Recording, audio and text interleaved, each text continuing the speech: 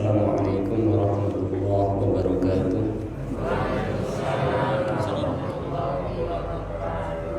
Alhamdulillahirabbil alamin wa bihi nasta'in ala umuri dunya waddin. Asyhadu an la ilaha illallah al-malikul haqqul mubin wa asyhadu anna Muhammadar Rasulullah shadiqul wa'dil amin. Allahumma shalli wa sallim ala nabiyyina Muhammad wa ala alihi wa sahbihi ajma'in, amma ba'd. Pertama, kita panjatkan puja dan puji syukur kehadirat Allah Subhanahu wa taala atas segala nikmat yang terus Dia limpahkan kepada kita semua, terutama adalah nikmat Islam, juga nikmat taufik dimudahkan kita oleh Allah Subhanahu wa taala untuk dapat menjalankan ajaran agamanya, yang diantaranya adalah salat subuh berjamaah, kemudian kita menyempatkan hadir di majelis ta'lim, di samping kita dalam keadaan menjalankan ibadah puasa. Kita minta kepada Allah Subhanahu wa taala agar Dia memudahkan kita mengisi bulan Ramadan dengan berbagai macam amal soleh, dan kita minta kepada Allah Subhanahu wa taala agar Dia menerima amal ibadah yang kita lakukan. Amin ya rabbal alamin. Salawat dan salam tidak lupa kita sampaikan kepada Nabi kita Nabi Muhammad sallallahu alaihi wasallam, kepada keluarganya, para sahabatnya, dan orang-orang yang mengikutinya hingga hari kiamat. Seperti biasa, pada Ahad ba'da subuh pekan ketiga, kita mempelajari materi akidah atau tauhid agar kita dapat menjaga tauhid kita dari segala yang dapat merusak tauhid dan mengurangi kesempurnaannya. Karena ketika kita bisa menjaga tauhid kita dari yang merusak serta mengurangi kesempurnaannya, ulama menerangkan bahwa man haqqaqa tauhid dakhala al-jannah bila hisab wala azab. Siapa yang dapat memurnikan tauhid semurni-murninya, menjaga dari yang merusak dan mengurangi kesempurnaannya, maka dia akan masuk ke dalam surga tanpa hisab dan tanpa azab. Yani akan dipermudah masuk ke dalam surga. Kita semua ingin masuk ke dalam surga dengan mudah, tanpa ada hambatan, tanpa ada rintangan. Maka jalannya adalah dengan kita memurnikan tauhid kita kepada Allah semurni-murninya. Bagaimana caranya agar kita dapat memurnikan tauhid kepada Allah semurni-murninya? Tidak lain adalah dengan kita mempelajari materi tauhid secara lebih rinci, seperti yang kita pelajari pada kesempatan Ahad ba'da subuh ini. Dan pada kesempatan pagi ini, insya Allah kita akan mempelajari materi dengan judul At-Tamaim. Tamaim yang artinya nanti akan diterangkan di bawahnya. Ya. Ta'rifuha, pengertian tamaim. Lugotan secara bahasa jam'u tamimah, bentuk jamak dari kata tamimah. Ini suara saya kedengaran Pak ya? Salah ya. Tamimah istilahan, secara istilah adalah ma yu'allaqu bi'anaqi sibyan, sesuatu yang digantungkan, dipakaikan, bi'anaqi sibyan, di leher anak-anak, bisa juga orang dewasa, wa ghairihim, atau selain mereka orang dewasa, lidaf'il ain, untuk menolak penyakit yang ditimbulkan oleh mata orang yang dengki. Ya, bisa diartikan tamimah itu artinya jimat. Nah, ini dibahas karena jimat dapat merusak tauhid seseorang dan mengurangi kesempurnaannya. Maka di sini kita akan pelajari ya terkait dengan hukum jimat. Ya. Dulu tamaim itu istilah yang dipakai buat sesuatu yang dikalungkan di leher anak atau mungkin orang dewasa untuk menolak penyakit ain. Ain itu adalah penyakit atau musibah yang ditimbulkan dari mata orang yang dengki. Jadi orang ketika melihat ada kelebihan pada orang lain, dalam dirinya ada rasa hasad, dia tidak mendoakan kebaikan dan keberkahan untuknya, malah dengki. Akhirnya orang yang ditimpa ain ini bisa dapat musibah. Ya. Seperti ada kisah zaman dulu, seorang sahabat bernama Sahal bin Hunayf. Sahal bin Hunayf suatu ketika mandi di kali. Kemudian dilihat oleh Amir bin Rabi'ah, ya, ketika mandi dalam keadaan badannya sangat putih sekali gitu ya. Kemudian kata Amir bin Rabi'ah, aku belum pernah melihat seorang yang badannya sangat putih seperti halnya yakni dirinya, yakni Sahal bin Hunayf. Maka tiba-tiba Sahal bin Hunayf langsung jatuh pingsan gitu ya. Itu namanya penyakit ain yang ditimbakan oleh mata orang yang dengki gitu ya. Maka Sahal bin Hunayf langsung pingsan, jatuh, nggak bisa bergerak. Ya, lalu dibawalah Sahal bin Hunayf ke hadapan Rasulullah Sallallahu Alaihi Wasallam. Setelah dihadapkan kepada Rasulullah Sallallahu Alaihi Wasallam, maka beliau bertanya kepada sahabat yang lain, hal tattahimuna ahada, adakah orang yang kalian anggap menjadi penyebab beliau ini, yakni Sahal bin Hunayf ini jatuh pingsan? Kata sahabat yang lain, Amir bin Rabi'ah. Itu karena Amir bin Rabi'ah. Maka dipanggillah Amir bin Rabi'ah. Jadi ingatkan oleh Rasulullah SAW. Kenapa engkau tidak doakan keberkahan untuknya? Apabila engkau melihat sesuatu yang menakjubkan dari saudaramu, maka doakanlah keberkahan untuknya. Jadi maksudnya kalau kita melihat ada saudara kita ada kelebihan, ya, pada fisiknya, pada hartanya, doakan keberkahan. Barakallahu fik misalnya, barakallahu fi malik. Jangan malah mengucapkan kalimat yang seakan-akan takjub, ya, karena khawatir tertimpa ain, ya, orang yang dikagumi ini, ya, seperti Sahal bin Hunayf. Maka kemudian Rasulullah SAW memerintahkan Amir bin Rabi'ah untuk wudu, mandi dari sebuah wadah. Setelah wudu dan mandi, kemudian airnya dituangkan kepada Sahal bin Hunayf, langsung sembuh, gitu ya, langsung sembuh. Nah, dulu untuk menolak penyakit ain, anak-anak kecil, ya, kadang-kadang ada anak kecil yang cakep gitu, orang melihatnya, kemudian memujinya, kagum.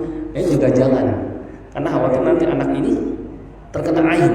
Yang tadinya cakep lama-kelamaan jadi kurus, kemudian nggak mau makan. Maka doakan keberkahan, barakallahu fi, gitu. Jangan hanya mengucapkan, wih, cakep, ini lucu, jangan seperti itu. Tapi ucapkan barakallahu fi, semoga Allah memberkahimu, gitu. Karena ini bisa menyebabkan terkena penyakit ain anak ini, sehingga bisa jadi sakit-sakitan, jadi kurus, ya, dan sebagainya. Nah, orang dulu jahiliyah, mereka supaya nggak kena ain dipakaikan semacam jimat, gitu ya. Dan jimat itu bukan hanya dari dikhawatirkan dari terkena ain, tetapi dari ada yang untuk menarik manfaat, menghindarkan bahaya. Nah, itu orang memakainya. Nah, sekarang kita akan bahas terkait dengan pertama macam-macamnya dulu, ya. Aksamuha, pembagian tamimah atau jimat. Yang pertama, tamaim minal Quran wal adiyah an-nabawiyah. Hukum jimat, ya, ketika jimat itu diambil dari Al-Quran atau doa-doa nabawi. Kan ada zaman dulu Al-Quran kecil, kotak, ya kan, yang tebel. Itu isinya ayat Al-Quran kecil sekali. Nah, itu kadang dikalungkan oleh seseorang, dipakai buat jimat, untuk kebal misalnya, untuk menghindarkan bahaya misalnya. Apa hukumnya meskipun dari Al-Quran? Ulama menerangkan, was-shahih, pendapat yang benar, fiha, dalam masalah ini adalah al-man'u, tetap dilarang. Nggak boleh pakai jimat meskipun jimat itu diambil dari ayat-ayat Al-Quran atau doa-doa nabawi. Nah, kenapa? Liwujuhin thalathah, karena 3 alasan. Yang pertama, umum nahi anit tamaim. Adanya larangan secara umum menggunakan jimat. Dan wala yujad mukhassis lil umum, dan tidak ada dalil yang mengkhususkan kalau jimat itu diambil dari Al-Qur'an boleh, enggak ada. Maka mau diambil dari Al-Qur'an, mau diambil dari hadis Nabi sallallahu alaihi wasallam, mau diambil dari doa-doa yang diajarkan Nabi, tetap tidak boleh. Ya, ini kan saya ambil dari Al-Qur'an jimat ini, enggak boleh. Atau dari doa-doa Nabi sallallahu alaihi wasallam, tetap enggak boleh. Kenapa? Karena keumuman larangan menggunakan jimat, mau diambil dari ayat Quran, hadis atau doa nabawi pun nggak boleh. Tidak ada dalil yang mengkhususkan, kecuali kalau dari Al-Quran baru boleh, nggak ada. Gitu ya. Itu alasan pertama. Yang kedua adalah saddud dzari'ah fa innaha tufli ila ta'liq ma laysa mubahan.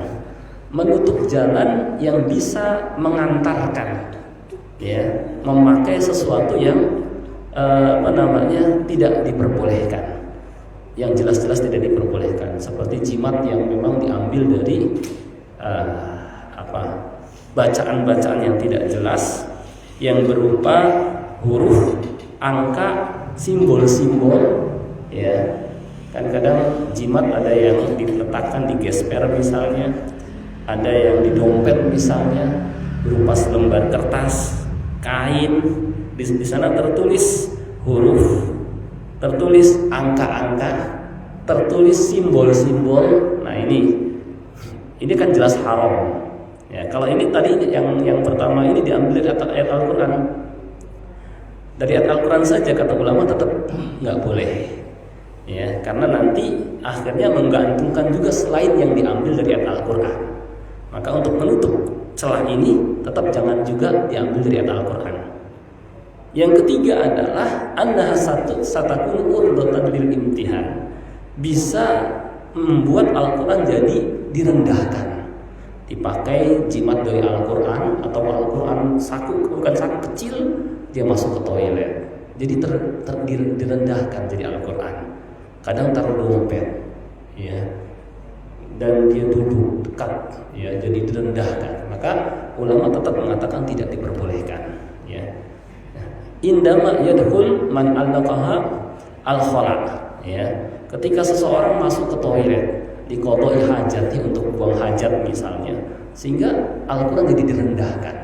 Maka karena tiga alasan inilah kenapa jimat meskipun diambil dari ayat Al-Qur'an tetap tidak diperbolehkan. Alasan pertama, larangan pakai jimat secara umum. Alasan yang kedua, bisa membuat pakai jimat-jimat juga yang lain yang tidak diambil dari ayat Quran. Alasan yang ketiga, membuat nanti Al-Quran direndahkan. Dia masuk ke toilet dalam keadaan bawa Al-Quran, bawa dikir-dikir, kan nggak boleh. Nah itu, jadi intinya jimat meskipun diambil dari ayat Al-Quran atau hadis Nabi Sallallahu Alaihi Wasallam atau doa-doa nabawi, tetap tidak diperbolehkan karena beberapa alasan ini. Pertanyaan, bagaimana kalau jimat itu tidak diambil dari ayat Quran, tapi dari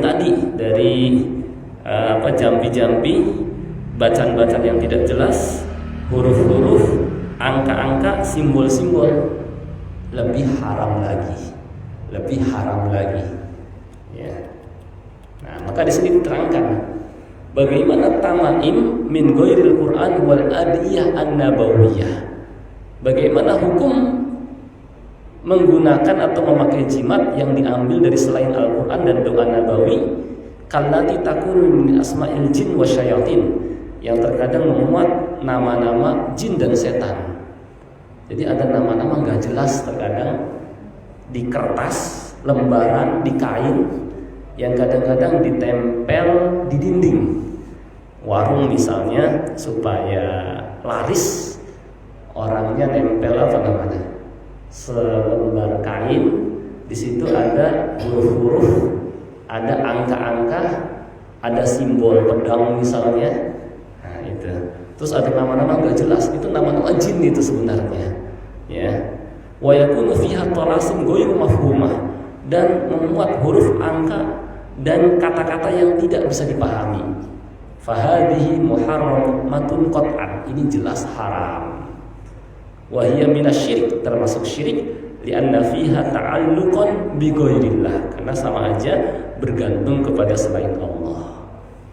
Jadi memasangkan di dinding kain di situ atau kertas misalnya, di situ ada angka-angka, huruf-huruf, sama simbol-simbol dan nama-nama yang tidak jelas, ini berasal dari dukun sebenarnya, termasuk syirik, ya. Ada lagi di sebagian warung, supaya laris misalnya ditempel atau dipasang, dipajang gambar foto. Ada yang sering lihat kan Pak ya? Di sebagian warung makan misalnya ada foto orang soleh pakai peci, ya. Kadang kalau kita ajak ngobrol, dia akan menyampaikan ini itu namanya si fulan, ya. Ceritanya kalau ketika dia masih hidup itu orang-orang jadi pada berkunjung, gitu ya. Dia ada berkahnya. Maka dengan dia pajang foto-foto itu di rumah, nanti akan foto tadi itu di rumah, nanti akan, atau di warung, nanti akan banyak orang berdatangan beli belanja atau beli makan di tempatnya. Nah, ini juga sama termasuk jimat, ya, sama aja. Jadi penglaris juga katanya. Ini juga termasuk syirik. Hukumnya tidak diperbolehkan. Ya, hukumnya tidak diperbolehkan. Ya. Ulama menerangkan bahwa memakai jimat ini, kalau dari selain Al-Quran dan hadis, jelas haram. Sedangkan diambil dari Al-Quran dan hadis, ya, tulisan-tulisannya yang rajih juga haram. Lalu apa hukumnya? Ya, intinya ada dua hukum. Ya. Pertama, bisa menjadi syirik besar, dosa yang sangat besar. Ya. Yang kedua, bisa menjadi syirik kecil, tapi dosa besar juga. Ya. Jadi dua-duanya dosa besar, tapi kadar syiriknya ada masuk ke dalam syirik besar, bisa yang kedua masuk ke dalam syirik kecil. Bagaimana bisa menjadi syirik besar? Ketika dia beranggapan bahwa benda-benda yang digantungkan ini, baik foto, kertas, kain yang berisi tulisan-tulisan yang tidak jelas, huruf, angka, simbol-simbol, dengan sendirinya mendatangkan manfaat, melariskan barang dagangan, menghindarkan malapetaka, musibah, dengan sendirinya ini syirik besar. Karena benda-benda tadi ya sama aja dia setarakan dengan Allah yang mendatangkan manfaat, yang menghindarkan musibah. Kalau berkeyakinan seperti ini syirik besar, dosa yang sangat besar. Tapi kalau mengatakan sebenarnya saya yakin bahwa benda-benda ini itu tidak bisa mendatangkan manfaat, tidak bisa melariskan barang dagangan, tidak bisa menghindarkan musibah, cuma ini sekedar sebab saja, sama hukumnya haram juga, cuma kadar syiriknya di bawah yang tadi. Syiriknya syirik asghar, syirik kecil. Tapi tetap syirik kecil adalah dosa besar. Ya. Kenapa? Karena Allah Subhanahu wa taala sama sekali tidak menjadikan barang-barang tadi sebagai sebab. Ya. Tidak menjadikan barang-barang tadi sebagai sebab. Ada di Quran yang menyatakan bahwa jimat itu bisa sebagai penglaris dagangan, mendatangkan manfaat, menghindarkan musibah, enggak ada. Ya. Bahkan kata Allah dalam Al-Quran, wa iyyamsaskallahu bidurrin fala kashifa lahu illa hu. Ketika Allah hendak menimpakan musibah, maka tidak ada yang bisa menghindarkan kecuali Dia saja. Enggak ada keterangan jimat bisa menghindarkan musibah. Ya, maka kalau mengatakannya sebagai sebab, ya, enggak ada keterangan di Quran, enggak ada keterangan di hadis. Kalau nggak ada keterangan di Quran, nggak ada keterangan di hadis, maka harus ada alasan yang kedua, secara akal. Apakah akal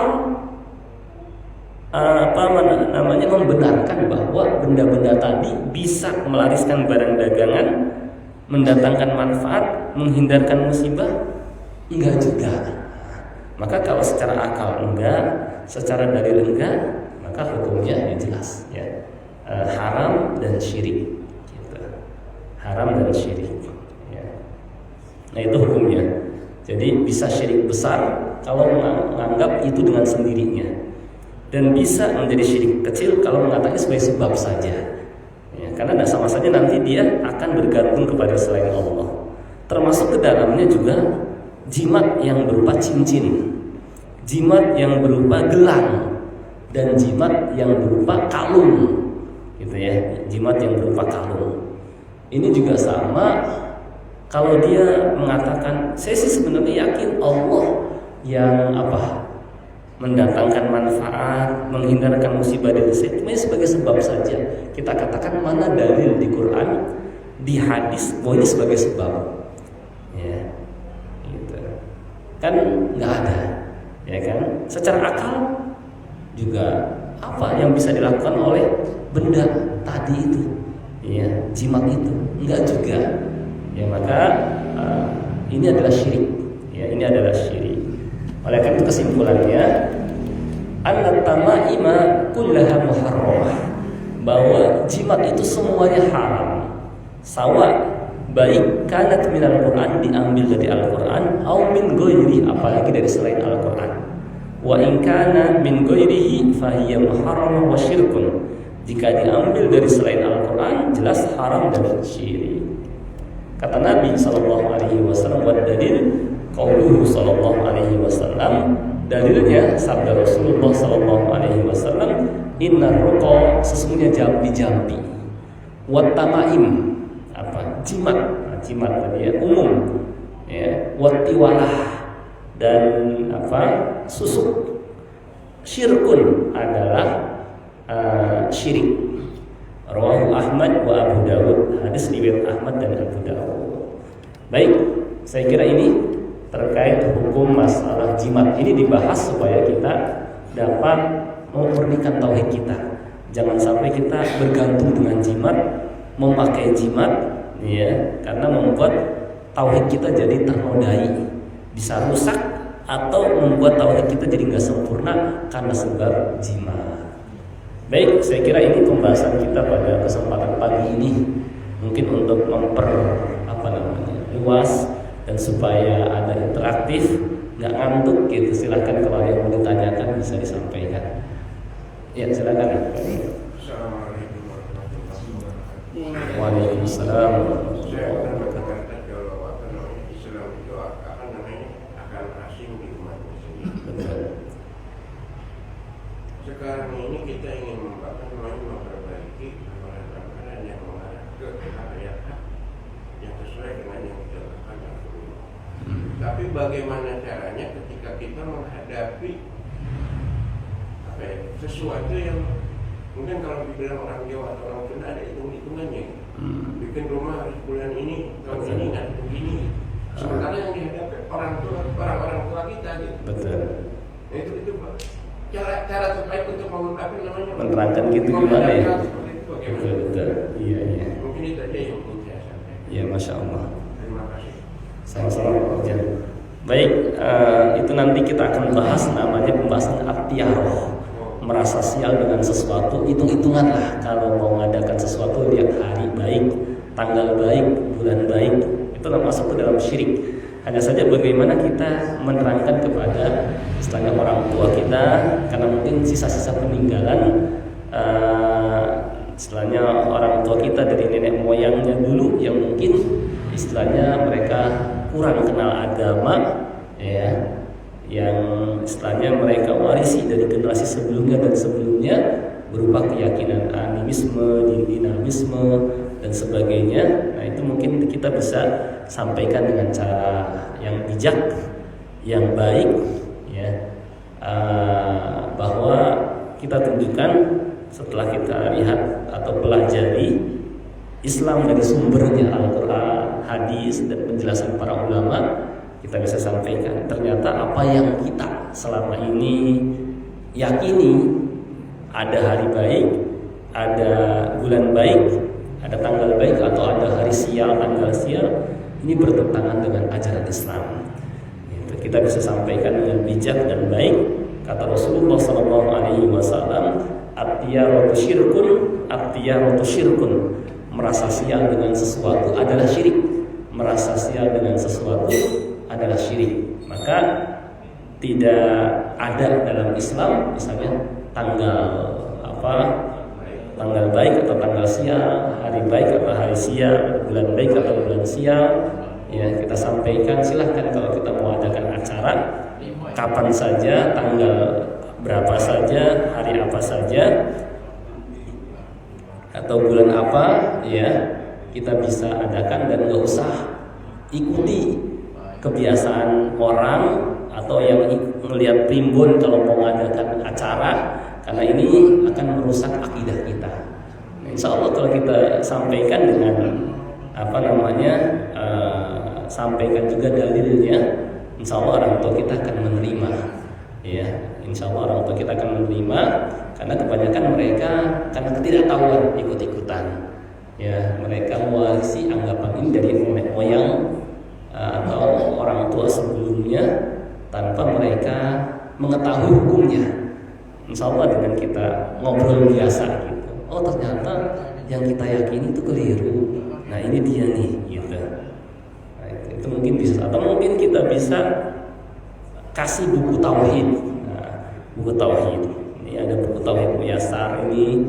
Insya Allah mungkin kita mau belum sempat aja, ada terjemahannya juga ini sebenarnya. Ya, saya terjemahkan, insya Allah kapan-kapan bisa kita itu ya buat, jadi bisa dikasih ke orang tua ini tentang tauhid gitu. Jadi itu mungkin Pak Ujang. Ada lagi mungkin dari ibu-ibu? Ayo silakan. Bagus. Jadi ada pengalaman cerita ya. Jadi ada orang yang saking percayanya kepada orang itu bahwa dia bisa memberikan manfaat. Nah, sedangkan orang itu menganggap saya nggak bisa ada apa-apa, nggak bisa Pak. Saya lagi sakit, tolong saya diberikan sesuatu yang bisa menyembuhkan penyakit saya gitu.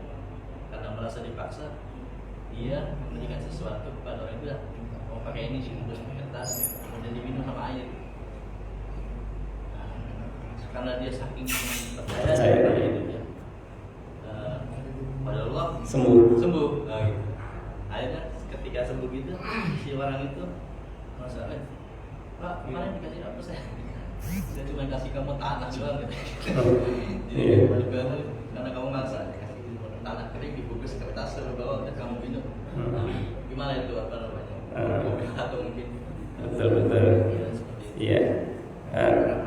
Kitanya kalau umpamanya kita istilahnya tahu bahwa kalau dia minta butuh sesuatu supaya cepat sembuh, kita bisa sampaikan kepadanya. Kalau mau sembuh, ya pertama berdoa kepada Allah Subhanahu wa taala agar diberikan kesembuhan. Yang kedua adalah dengan menjalankan sebabnya. Dan menjalankan sebabnya yaitu dengan berobat. Karena kata Nabi sallallahu alaihi wasallam, tadawaw wala tatadawaw biharam. Berobatlah tapi jangan berobat dengan yang haram. Maka berobat di sini bisa langsung datang ke dokter atau dengan obat-obatan herbal atau dengan obat-obatan yang telah diuji klinis, misalnya obat-obat yang sudah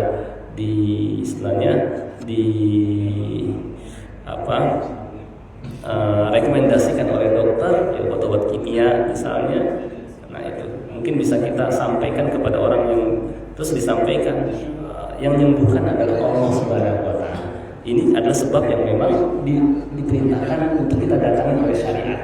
Baik obat herbal maupun obat kimia atau langsung ke dokter gitu. Adapun benda ini saya juga bingung, maksudnya yang nggak bisa sama sekali nggak menyembuhkan ya, karena saya cuma kira-kira doang gitu kalau ngomong kita itu.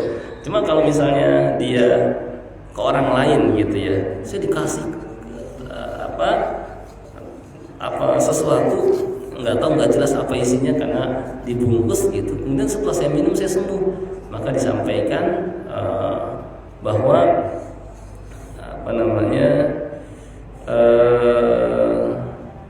itu bukan karena benda itu ya. Yang menyembuhkan adalah Allah. Kemudian juga kita bisa ingatkan gitu ya, kita bisa ingat Itu sugesti sepertinya. Sugesti hanya karena anggap bisa sembuh gitu. Dan sebenarnya kata Syekhul Islam Ibnu Taimiyah, beliau menerangkan bahwa terkadang ya kesembuhan itu ya setelah Allah Subhanahu wa taala yang menyembuhkan gitu ya. Kemudian bisa ketika seseorang juga istilahnya memperbaiki dalam istilahnya ya konsumsi dalam istilahnya dalam tindakan seperti dengan olahraga ya ataupun ya bisa dengan izin Allah dengan sendirinya orang bisa sembuh juga gitu. Maksudnya terkadang dengan berobat atau tanpa berobat pun bisa juga. Nah bisa jadi ini lagi sembuh ya tanpa dia harus berobat, setelah mungkin dia memperbaiki konsumsinya, kemudian juga olahraga dan lain sebagainya, bisa juga sembuh seperti itu. Kita bisa sampaikan bukan karena sesuatu yang dia konsumsi itu, mungkin seperti itu. Ya. Gitu mungkin. Ada lagi mungkin Pak? Ya silakan kemana? Sebenarnya kalau ayat-ayat Al-Quran yang digantung di rumah itu termasuk jimat apa gimana ya? Iya betul. Kayak kursi atau kan katanya ini buat menghalau setan masuk. Betul. Dan kedua apa yang dimaksud dengan rajah gitu ya? Raja. Nah ini. Raja. Itu betul. Ya baik. Ya terkait dengan menggantungkan di dinding ya ayat-ayat Al-Quran ya sebenarnya tidak pernah Rasulullah SAW mencontohkan apalagi memerintahkan para sahabat untuk misalnya mengusir setan dengan cara menempelkan di dinding misalnya ayatul kursi ataupun ayat-ayat. Yang ada adalah dengan membaca jadi bukan dengan menempelkan gitu ya. Jadi Al-Quran bukan cuma untuk ditempel tapi untuk dibaca. Makanya yang diajarkan Rasulullah SAW adalah sebelum tidur baca ayatul kursi, masuk ke dalam rumah baca zikir, keluar rumah baca zikir. Gak pernah ceritanya udah gak usah baca zikir tapi cukup ditempel aja. Karena kalau Rasulullah SAW memerintahkan begitu nanti orang pada lupa sama zikir.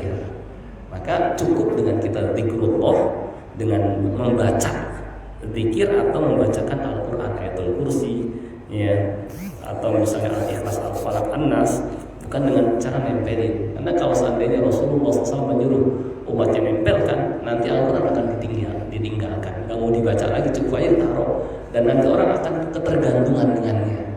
Jadi kita nggak perlu menempel kayak ayat-ayat di dinding, nggak usah gitu ya. Kalau mau mengusir bacain ayat kursi, bukan dengan cara ditempel gitu. Itu sama tadi apa? Oh ya raja itu ini taktik jimat itu raja yang tulisan-tulisan yang gak jelas, huruf-huruf, angka, jambi-jambi, kata-kata, termasuk juga kadang-kadang ditempel di motor atau di mobil ada huruf, angka dan simbol pedal. Nah ini juga sama, ini jimat sebenarnya. Yang ngasih itu kita nggak boleh masang itu, karena sama aja jimat juga. Ada lagi yang lebih parah lagi, ada juga. Jadi meminta kepada sebuah kota di Yaman namanya Tarim. Ya Tarim. Itu sering itu saya dapatkan di beberapa mungkin tempelan ya stiker. Ya Tarim. Itu bukan minta kepada Allah itu. Kalau minta kepada Allah kan ya Allah, ya Rahman, ya Rahim, ya Ghafar, ya Malik, ya Kudus. Ini ya Tarim itu kepada siapa? Apa ada nama Allah Tarim? Enggak ada. Yang ada nama kota di Yaman Tarim. Kan salah minta kepada kota. Ya Jawa atau ya Jakarta. Nah, kan salah seperti itu. Ya, makanya itu keliru kalau orang misalnya pasang stiker ditulis ya Tarim. Salah gitu. Mintanya jadi bukan kepada Allah itu. Gitu ya. Harusnya kan kepada Allah, ya Rahman, ya Ghafar, ya Razzaq, ya Tawwab, ya Rahman. Gitu. Itu benar. Itu Asmaul Husna. Kalau Tarim bukan Asmaul Husna, nama kota. Maka salah. Ya, dikasih stiker ke orang-orang tulis ya Tarim. Salah kayak gitu. Saya khawatirnya jadikan jimat juga. Udah mintanya kepada selain Allah, ada apa yang bisa dilakukan oleh kota? Ya Jakarta, ya Cirebon, salah. Nah itu juga kadang orang hanya karena tulisan Arab doang. Oh ini jadi ada kadang-kadang angka nggak jelas, huruf-huruf. Nah ini juga itu termasuk jimat sebenarnya, hukumnya haram. Ditempel di motor atau di mobil angka-angka dan huruf-huruf dan simbol-simbol. Ini diajarkan oleh jin sebenarnya. Gitu. Kemudian ke wali-walinya dibagikan kepada orang-orang. Gitu. Saya kira seperti dan merusak akidah. Gitu. Sudah dibahas dalam kitab ini. Ada lagi mungkin? Ya silakan Bu. Waalaikumsalam warahmatullahi wabarakatuh. Ya. Kita kan memasang seperti ayat kursi di Betul. tembok gitu ya. Betul. Tapi tujuan kita sebenarnya bukan untuk mengusir setan. Jadi lebih sebagai pengingat. Jadi ketika kita melihat tulisan itu secara nggak langsung kita terus membaca gitu, selalu ingat gitu. Jadi tujuan utama kita sih sebenarnya bukan untuk mengusir setan. Oh, iya. Gimana itu Pak? Iya. Ya sebenarnya sebagian ulama menerangkan Al-Quran itu bukan hanya untuk dipajang tapi dibaca. Tapi kalau sekedar pengingat dalam arti nggak mesti ayatul kursi, tapi ayat mana saja. Misalnya kayak kita di rumah tiada hari tanpa membaca Al-Quran, atau untuk mengingatkan anak-anak supaya tetap sholat ya, kita tulis di atas. Yang penting bisa dipahami gitu kalau bisa. Misalnya hadis ditaruh di atas, misalnya hadis tentang keutamaan baca Al-Quran. Nah, ini lebih bagus lagi kalau seperti itu daripada hanya tulisan tapi nggak dipahami. Kan percuma kalau tulisan doang tapi nggak dipahami. Mendingan kan kayak semacam pengingat. Kalau pengingat itu kan bisa dipahami untuk kita dan anak kita. Tapi kalau hanya tulisan yang tidak tidak diketahui maknanya apa, jadi kurang begitu faedah. Mendingan kita pilih, misalnya kalau mau cari ditempel nggak apa-apa, mau misalnya dari hadis misalnya, atau ayat pengingat ya ayyuhalladzina amanu qu anfusakum wa ahlikum naro, ada artinya di bawahnya, wa yang beriman jagalah dirimu dan keluargamu dari api neraka. Atau misalnya ayat wa'mur ahlaka bis-sholati wastabir 'alaiha, perintahkan keluargamu untuk sholat dan bersabarlah di atasnya. Nah, ini nggak ada masalah kalau seperti sekedar pengingat gitu. Atau hadis misalnya muru abna'akum bis-sholati wa hum abna'u sab'i sinin, perintahkan anak-anakmu untuk sholat ketika usianya 7 tahun. Nah, itu baru ada faedahnya. Tapi kalau cuma sekedar tulisan gitu nggak ada artinya, kurang faedahnya, saya kira begitu. Jadi pilih yang ada artinya supaya pengingat kita gitu. Saya kira begitu Bu. Ada lagi mungkin? Silakan, masih ada sedikit waktu. Kalau ada yang belum jelas, ya silakan Pak. Di masjid-masjid suka ada kaligrafi itu bagaimana? Iya betul. Ya orang ada yang tahu, ada yang nggak tahu itu artinya. Iya betul. Itu bagaimana kalau kaligrafi? Iya. Ya sebagian ulama menerangkan sebaiknya untuk tidak dihias banyak seperti itu, karena nanti membuat nggak khusyuk orang sholat. Karena nanti perhatiannya kalau terlalu banyak warna-warni dan kaligrafi di depan itu nanti kurang khusyuk. Makanya kata Nabi SAW, mau itu ditasyidil masajid, atau tidaklah diperintahkan menghias masjid. Jadi kita diperintahkan untuk khusyuk dan berusaha untuk mendatangi sebab-sebab khusyuk. Ya, karena kalau terlalu banyak hiasan di masjid nanti pusing, maksudnya jadi perhatian kita kemana-mana, kurang fokus. Sedangkan khusyuk itu kan ruhnya sholat. Gitu. Jadi kurang pas kalau saya kira gitu. Wallahu a'lam. Kenapa? Iya, kalau di Ka'bah itu kan masihnya agak tinggi ya. Kalau kita sholat menghadap ke bawah gitu. Jadi ya meskipun sebenarnya bukan untuk hiasan gitu ya.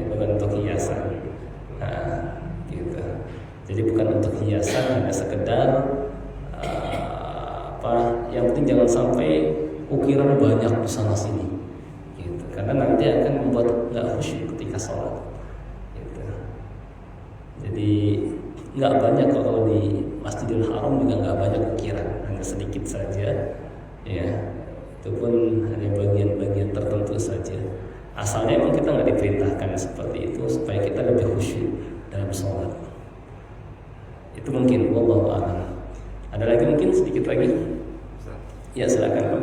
Sebenarnya sih menambahkan tadi seperti yang Pak Budi bilang, kalau hari baik ya dari ribuan itu setuju, kayaknya tidak perlu di. Betul. Tapi ada kan hari baik kan agama bulan Dzulhijjah bagus juga. Betul. Setelah Fitri juga. Betul. Atau jangan.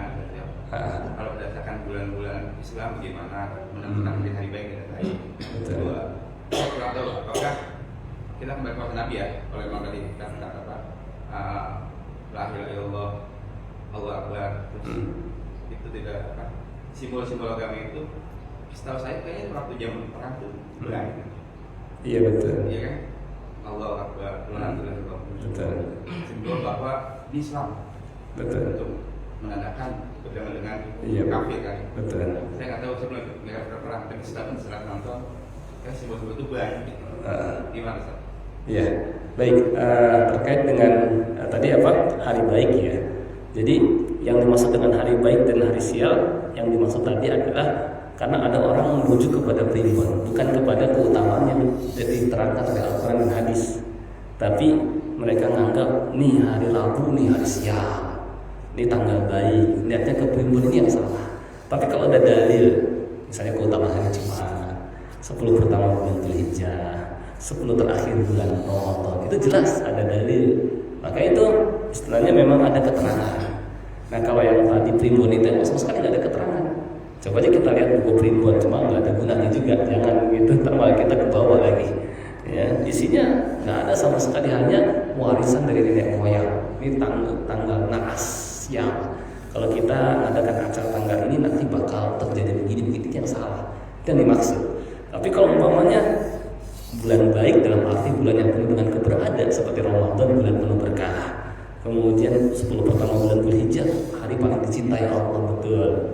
10 terakhir bulan Ramadan lebih utama daripada hari-hari yang itu jelas.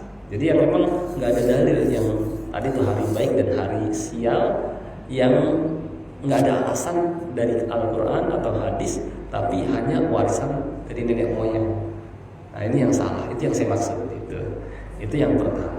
Adapun terkait dengan simbol-simbol, maksudnya adalah bukan simbol yang dalam perang ada mungkin pedang atau, tapi yang biasa ditempel di stiker, ada stiker atau kertas yang dijadikan sebagai jimat.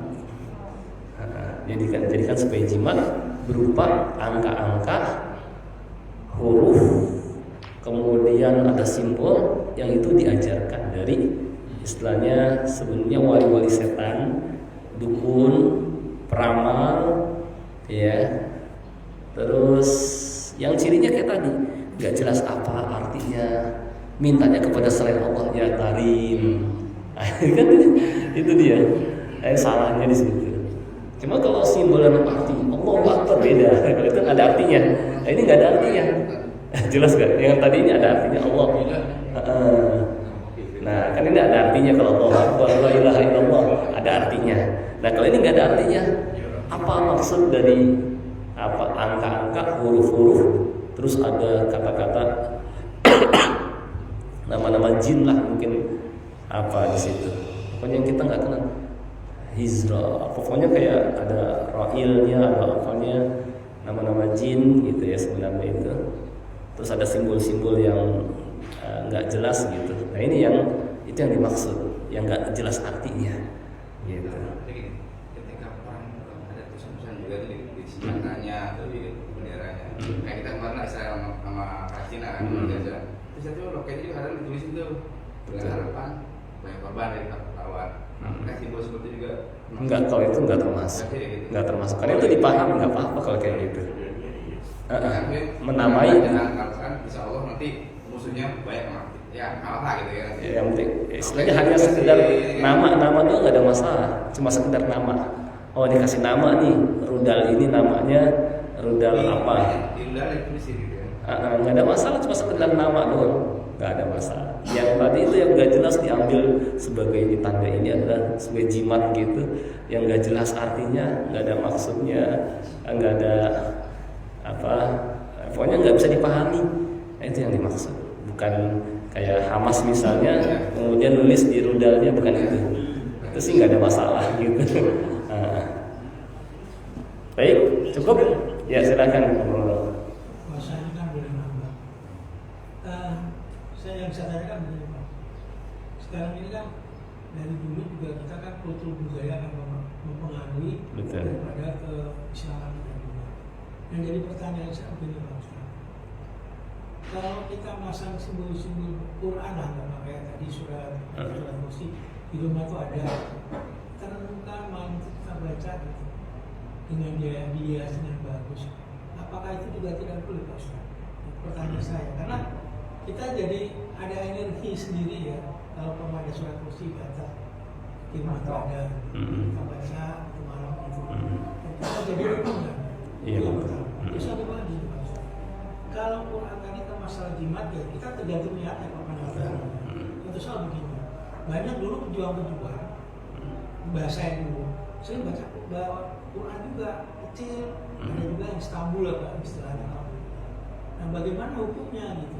Karena itu juga kuningan. Nah yang saya tanyakan di Quran larangan untuk itu di mana dan kira-kira hadis Rasulullah bagaimana? Betul. Baik. Jadi gini Pak Bambang, yang dimaksud tadi dipasang ayatul kursi dengan maksudnya untuk kayak bukan untuk dibaca, bukan untuk pengingat, tapi sekedar untuk usir doang. Nah ini yang kelirunya di situ, karena nanti orang akan bergantung kepadanya sebagaimana orang bergantung kepada jimat. Itu yang keliru. Adapun kalau umpama niatnya, makanya kita harus menerangkan ini bukan untuk sebagai jimat, bukan untuk jadi bukannya dibaca malah cuma sekedar naruh ini aja udah terus orangnya nggak mau baca lagi. Ini kan salah kalau seperti itu. Karena Al-Quran untuk dibaca, musir pun harusnya bukan dibaca, bukan cuma ditaruh doang. Nah, maka jangan cuma itu kursi aja kalau mau gitu, yang lain juga bisa gitu. Yang kedua, kalau para pejuang dulu misalnya diambil dari Al-Quran, tadi sudah kita bahas ya. Al-Qurannya apakah dipakai buat dibaca? Kalau dibaca tentu lebih besar ukuran saku, baru benar. Kayak mujahidin misalnya, mereka bawa Al-Quran saku, itu benar. Karena agar di sela-sela mereka jihad, lagi istirahat mereka baca Quran. Tapi kalau Quran terlalu kecil, mau baca gimana? Kalau bukan dipakai buat jimat, ini salah di situ. Gitu. Dalilnya kata Nabi SAW kan di sini ada nih. Innar ruqa wat tamaim wat tiwalata syirkun. Sesungguhnya jampi-jampi ya sesuatu yang seperti jimat. Ini kan sama kayak gitu. Meskipun tadi sudah diterangkan kalau diambil dari Al-Quran juga nggak boleh karena nanti bisa mengantarkan kepada syirik gitu. Apalagi yang diambil bukan selain dari Al-Quran. Ini di watiwalata syirkun. Demikian pula pelet juga adalah syirik. Gitu. Nah ini dalil umum, tidak ada mengkhususkan. Mengkhususkan kalau dari Al-Quran nggak apa-apa. Tadi kata Nabi SAW, wat tamaim, mau diambil dari Quran atau tamim itu sesuatu yang dikalungkan, dipakaikan oleh orang untuk kebal, untuk terhindar dari musibah, untuk aman, untuk dapat manfaat, untuk menang. Nah ini tamaim namanya, wat tamaim gitu. Ini dalilnya umum gitu, kena semua jadinya yang kayak gitu. Mau diambil dari Quran atau selainnya. Kalau yang benar, bawa Quran saku. Kemudian pas lagi istirahat mujahidin misalnya dia baca Al-Quran benar. Tapi kalau Qurannya kecil banget segini, mau baca gimana?